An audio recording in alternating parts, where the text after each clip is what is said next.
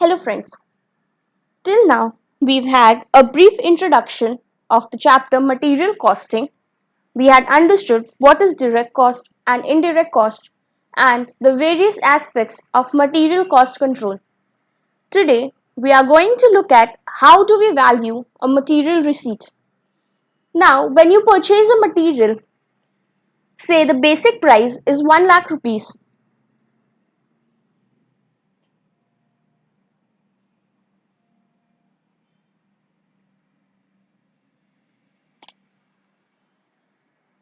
But this is not the only cost that you incur.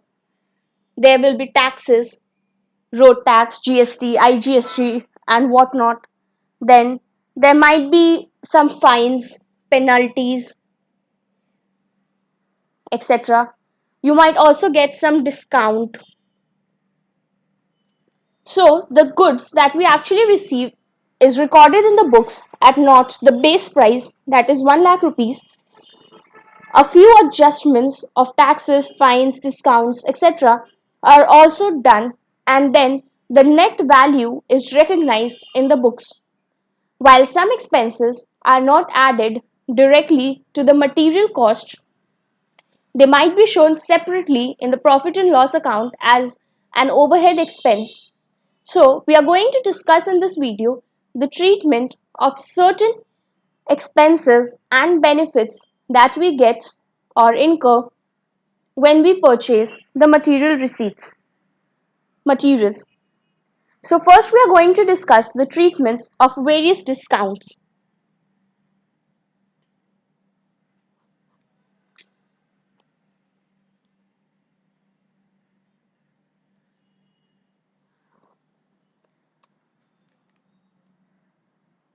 A supplier can offer different types of discount to the purchaser. The first and a very popular is a trade discount. Now, a trade discount is the amount that you negotiate before the purchase. Say the actual cost of the good is 1 lakh rupees and you have a negotiation and the supplier agrees to offer you a discount of 2%, that is 2000 rupees. So, you will um, purchase the material at 1 lakh minus 2000 rupees, which is 98,000. So the trade discount is deducted from the purchase price. You're going to record in the books the cost of 98,000 and not 1 lakh rupees. So trade discount is deducted from the purchase price.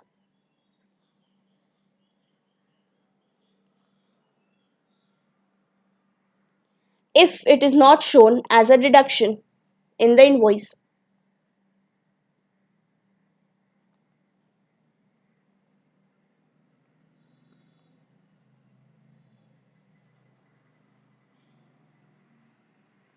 Next is a quantity discount. So now this is a form of a trade discount only.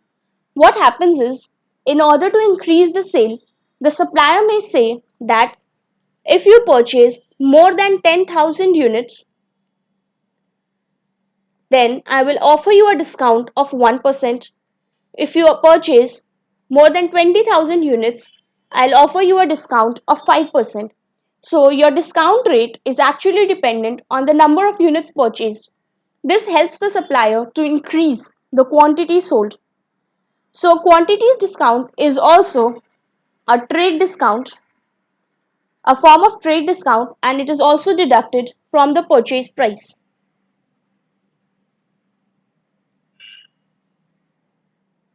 So this is same as trade discount. Next is a cash discount. Now majority of the sale and purchase, large scale sale and purchase takes place on the basis of credit. Say you have purchased a goods worth rupees 10 lakh rupees today, but you will pay for that goods say 5 months later. But now the supplier will need cash. So he might say, if you pay me the entire amount within the next 1 month instead of 5 months, then I will offer you an additional discount of 5%. This is over and above the trade discount and everything. Means the base price has been decided. Okay, I'm going to give you a 2% discount, trade discount, and you can purchase the good at 98,000 rupees. But instead of paying me 5 months later, if you agree to pay me in the next month, I will offer you an additional discount of 5%. So that is known as a cash discount, where you offer to pay to the supplier the cash immediately and not at a delay. This is not deducted from the purchase price. It is actually treated as an interest or finance charge. In the PL account, we show it separately as a cash discount. So cash discount is not deducted from the purchase price.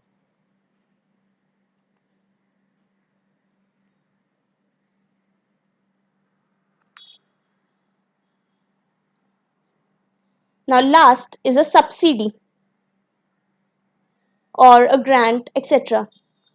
So this is an incentive that is received from the government.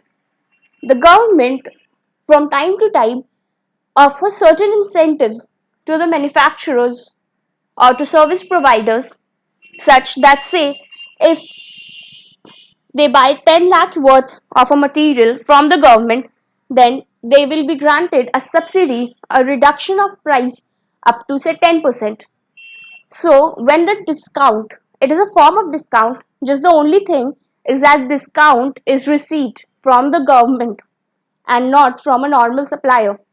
So when we receive a grant, subsidy, etc. from the government, it is deducted from the cost of purchase. So it is deducted from the purchase price.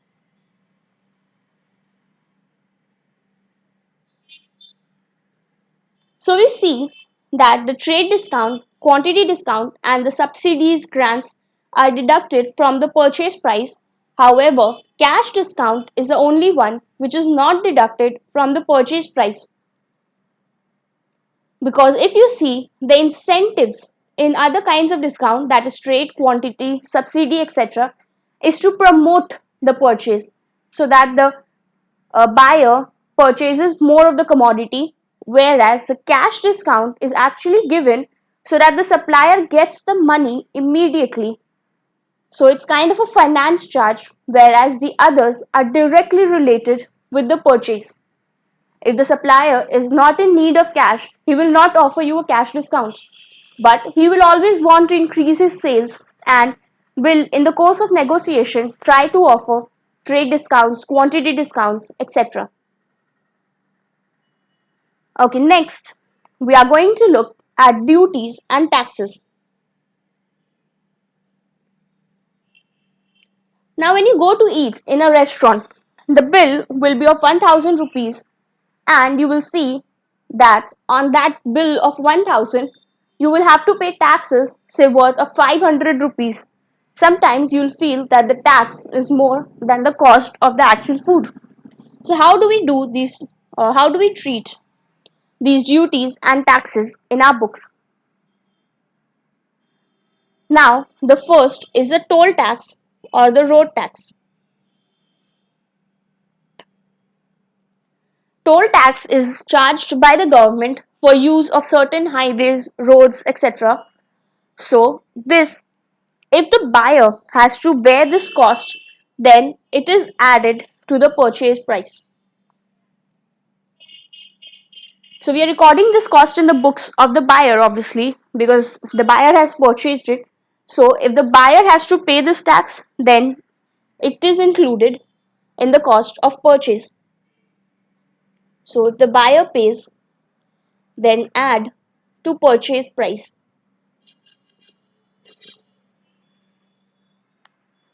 Next we have GST, which is the goods and service tax. Now there are three kinds of GST. Integrated GST, which is levied on interstate supply of goods and services. Next is the SGST.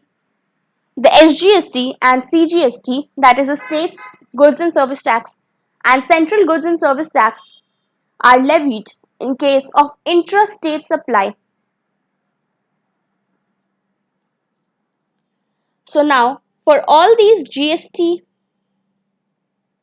taxes, the rule is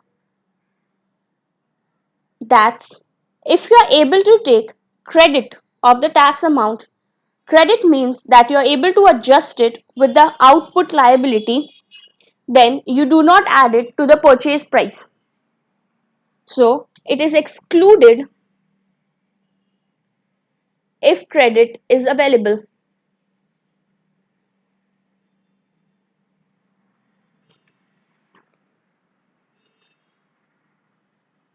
Otherwise, it will be included.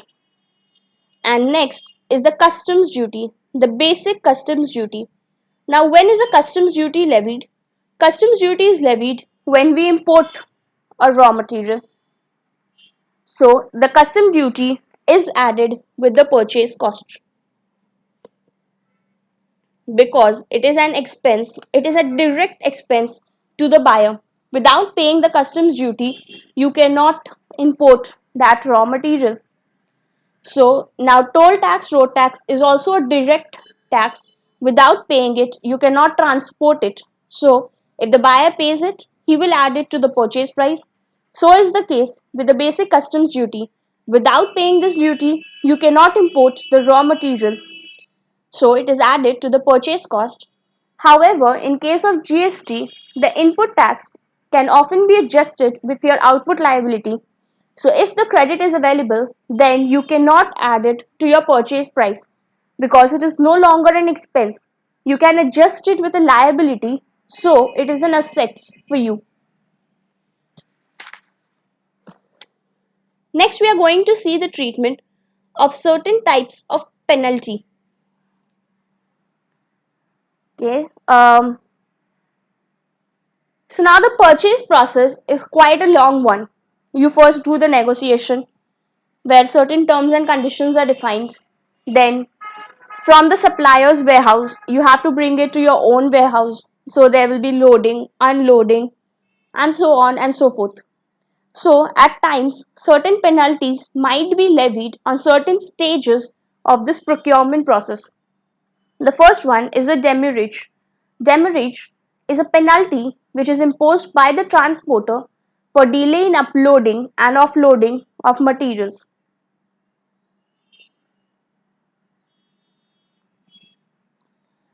Now we have to see uh, in the first chapter, which was the basic costs concepts of cost and management accounting, we had seen that there are two types of cost.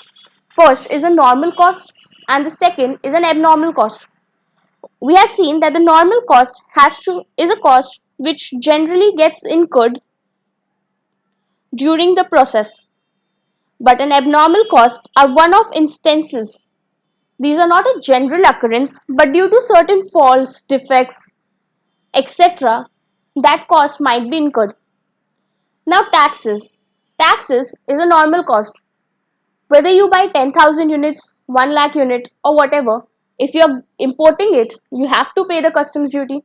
If you are bringing it to a road where toll tax is levied, you will have to pay the toll tax no matter what. So these are normal costs. You will have to incur it anyways. So they are added to the purchase price. But when a penalty is imposed, penalties are imposed when there is a deviation from the established terms and conditions. So it is kind of an abnormal cost. We do not expect it to occur. It occurs because of human errors or a one-off instances actually which can be avoided. But you cannot avoid customs duty. You have to pay it if the government has imposed it. But penalties can be avoided if you are careful in the future. So now demurrage is a penalty which is imposed by the transporter for delay in uploading of materials. Now that is an abnormal cost and is therefore not included with the cost of purchase. So demurrage being an abnormal cost is not included.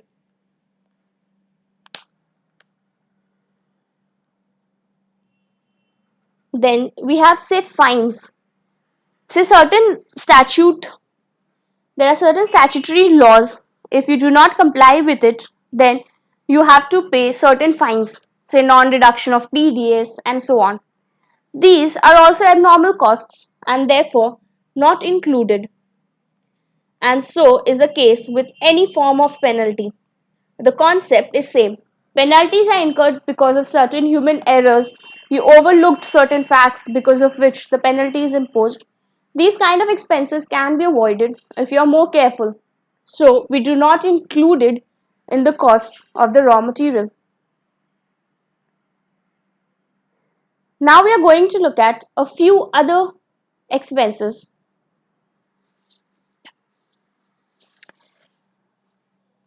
So let us look at a few other kinds of expenses. The first one is an insurance charge. Now, an insurance is taken for protecting the goods during the transit. Say during the transit, due to certain accident, the material is lost, then the material is destroyed, then the insurance company commits to pay a certain portion of the amount as is negotiated. So, the insurance charges is added with the cost of purchase.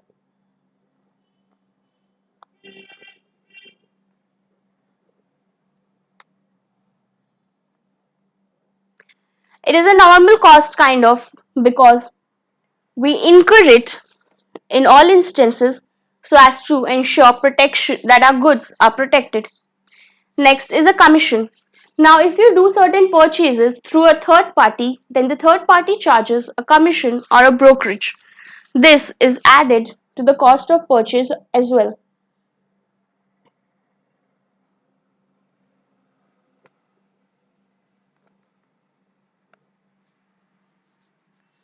Next is a freight inward.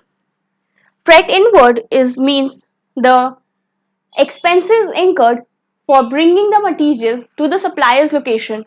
Now, this is a direct cost attributable to the procurement of material. If you do not incur the transportation charges, then how will you get the material in your warehouse? That is why freight inward is also included in the purchase price.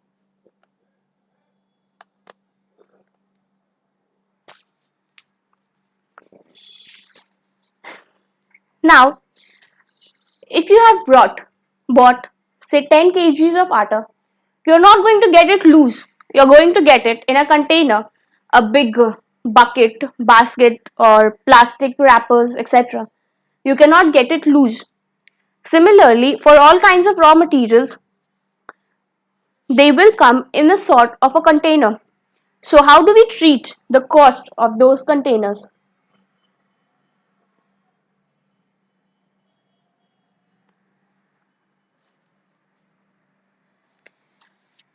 Another container can also be, say, I've negotiated with the supplier that you deliver the goods in that container.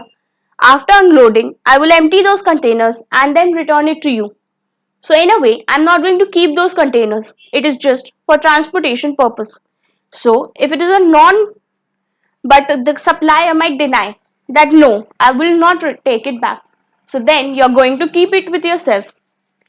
So, if it is a returnable container, that is, after unloading it in my warehouse, I'll empty the container and then return it to the supplier, then it will not be a cost to me because I am not keeping the container with myself.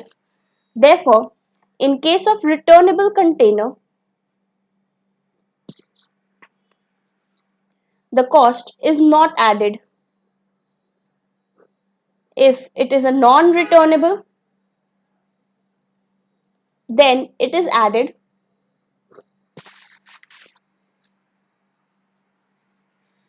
And in returnable also, suppose the cost of the container is 1000 rupees, and if you return it, you'll get a refund of only 900 rupees. Then the 100 that you paid an extra is actually a non-returnable portion which will be added.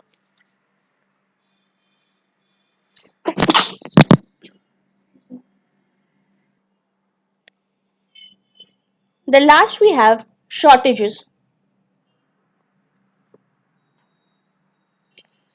Now suppose you get a big slab of steel. So you are going to break it into small cubes to use it. Now during breakage, tiny pieces of it will fall to the ground which cannot be used. So if the actual weight was 1 kg, then after breaking it into small portions, you have say only 990 grams. Now that if the actual is 1 kg, you'll have 990 grams. So that 10 gram is actually a normal loss, because during breakage, some pieces will fall to the ground which you cannot use. So these are normal reasons. So if there is normal loss, then the shortages are absorbed by the good units, that is included in the cost of purchase. But as we've already discussed, if there are abnormal losses, say pilferage, you had a tanker of oil and due to some reason there was a hole, say hole in the tank, so some of the oil got drained away. Now that is an abnormal loss. Had that hole been not there, you would not have lost that much quantity. So abnormal losses are debited to the cost and PL account, whereas normal losses are adjusted with the cost of purchase. So if it is a normal loss, then it is adjusted with the cost of purchase. In case of abnormal loss, we debit it to the costing PL account.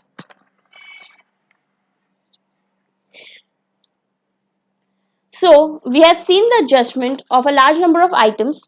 First we had the discounts. For trade discount, cash discount, subsidies, etc. These are given by the supplier to increase its sale quantity. Therefore, they are deducted from the purchase price. It is directly related to the sale or purchase. But cash discount is given by the supplier not to increase the sale but to get the money immediately. So it is a kind of a finance charge and is not directly related with the purchase. Therefore, it is not deducted from the purchase price. It is shown as a finance charge in the PL account. Next is the duties and taxes. These are normal costs. You will have to pay customs duty, road tax, etc. So they are added to the purchase price. In case of GST, if you are able to take the credit of the same, that is, you are able to adjust it with your output liability, then GST is not added. Now next is penalty. Penalty of any kind, demurrage, fine, etc. These are abnormal costs. You can avoid it. Stop breaking the traffic rules and you will not have to incur the penalty. So these are not included in the purchase price. Insurance charge is a direct expense for the protection of your goods during transit, so it is added to the cost of purchase. Commission is also direct charge, so it's added, and so is freight inwards. Without the transportation, you cannot have the goods in your own location, so it is directly attributable to the procurement of material. Now we have the cost of container, that is the container in which the raw material has come. If you are able to return it to the supplier, then it is not added. But suppose the container cost 1000 and on returning it, you get a refund of only 900 rupees, then that 100 will be added to the purchase cost because it is directly attributable to the procurement process. Without those containers, you will not be able to transport the goods to your own location. And last, we have the shortages. If it is a normal loss, say due to evaporation, breaking of bulk, etc., then it is adjusted with the cost. If it is abnormal cost, such as mishandling, pilferage, etc., then it is debited to the costing and PL account. So you can say that the thumb rule is if that expense is directly related to the procurement process, we include it in the purchase price. If it is a normal cost, we include it. All abnormal costs are excluded from the purchase price. I hope these adjustments are clear to you. In our next video, we will look at one or two questions to see the treatment of these adjustments. If you have any video, do post them in the comment section below. If you like the video, do share and subscribe. Thank you.